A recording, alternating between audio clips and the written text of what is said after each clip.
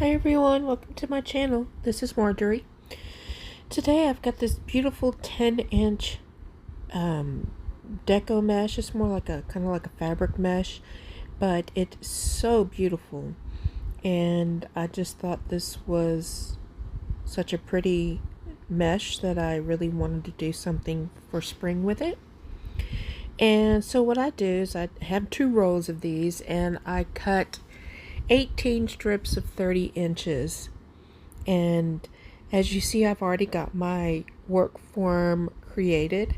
It's just a 14-inch Dollar Tree wreath frame, and there are 6 sections in it where I went ahead and attached 3 pipe cleaners in each section, totaling a total of 18 pipe cleaners.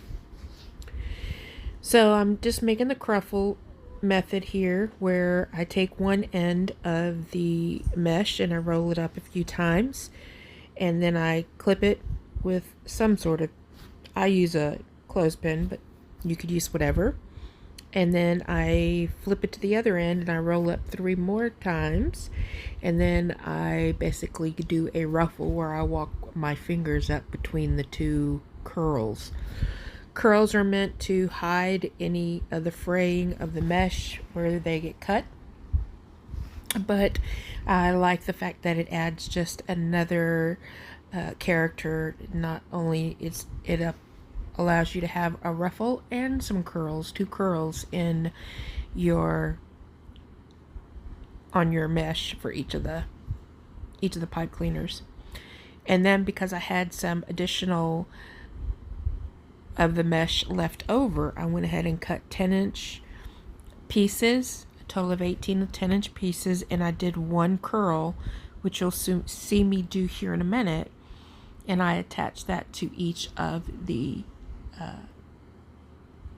pipe cleaners. And to me, that just brings out just a little extra curl, because you definitely get a lot of ruffle with this technique, but if I add that 1 extra curl in, it just adds a little bit more. It gives it a little more of a base as well. It's a little bit thicker and fuller, which it already is with the 30-inch excuse me, cruffles. But also, I don't like to leave a lot of remnants on mesh and ribbon. I like to just try to use it up as much as I can, and this is one way of doing that. So here I am taking my 10-inch pieces that I cut and rolling it to a curl, and then I just pinch it and mill it, add it right on top of the pipe cleaner. And as you see, that there's a little more prominence with the curls, which I really like that.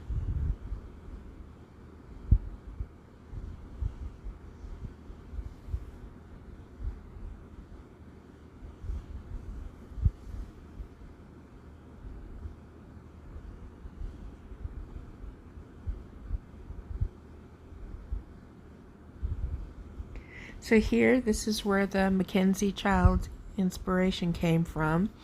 So the ribbons are absolutely gorgeous.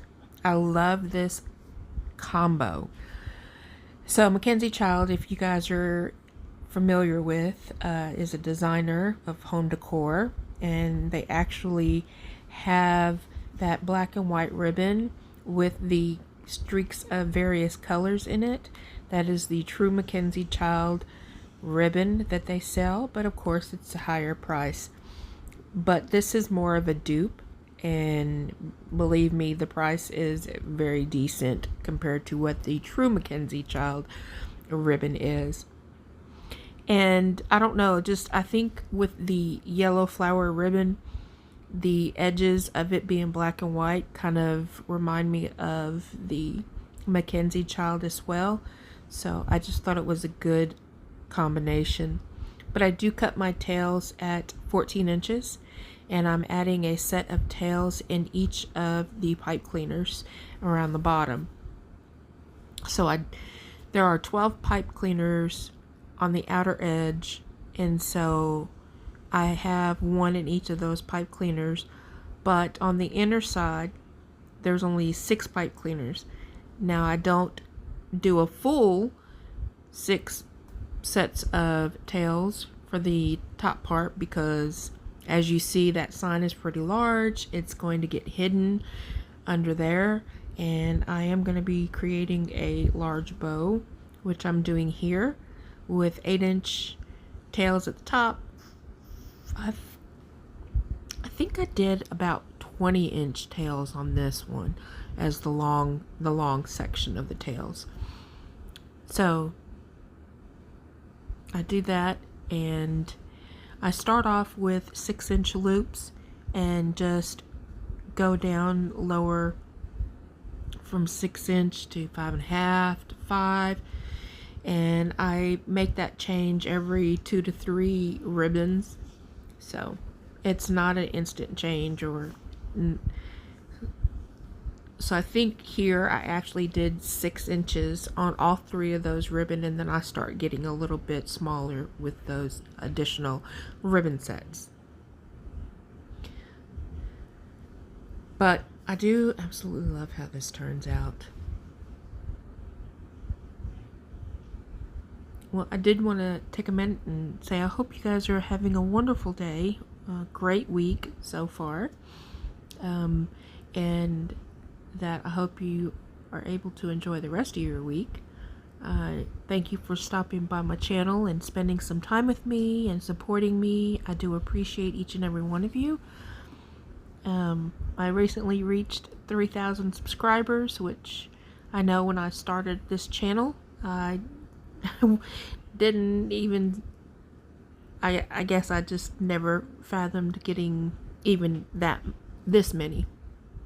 I'm still a small channel, but you know, I'm growing every day, and I'm hoping that my videos are getting better. I'm trying to do different types of wreaths, so I've been really researching a lot of different things to be able to create for you guys, and hopefully you will be able to enjoy all the new wreaths that will be coming soon.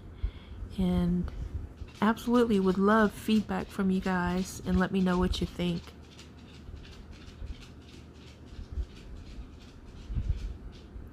So once I have created my bow, then I very carefully take my bow off of the bow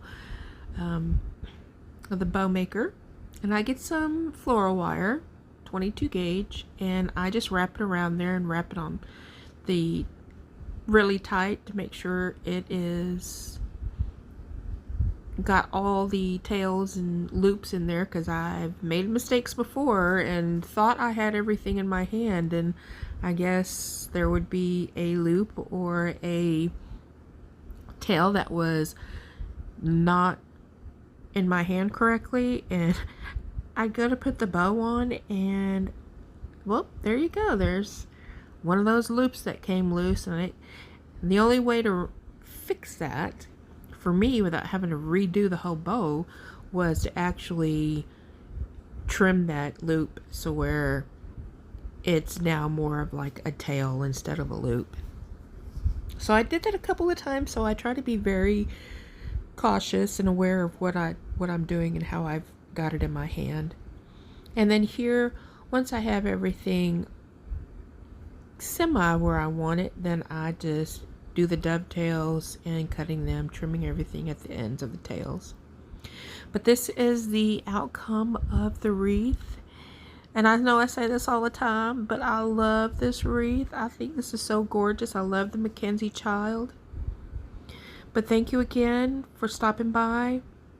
I hope you guys enjoy the rest of your week.